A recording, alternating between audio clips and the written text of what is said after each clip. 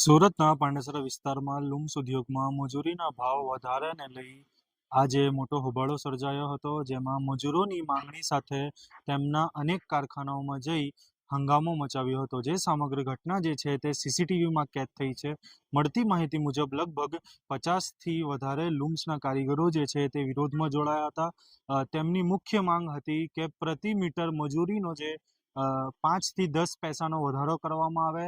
આ માંગ સાથે કારીગરોએ 5થી 7 જેટલા લુમ્સ કારખાનામાં ઘૂસી ઇલેક્ટ્રિક સ્વિચ ઓફ કરી અને કામ બંધ કરાવવામાં આવ્યું હતું.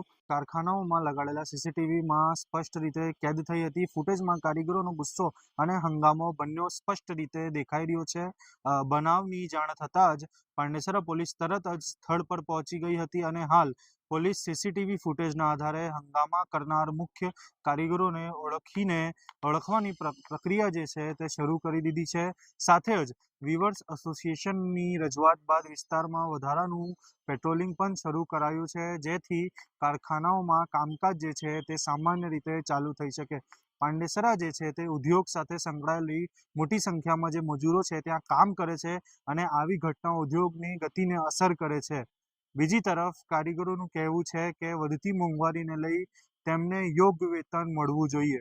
હાલ પરિસ્થિતિ નિયંત્રણમાં છે અને પોલીસની તપાસ ચાલુ છે. વધુ વિગતો સામે આવશે ત્યારે તમને અપડેટ કરીશું.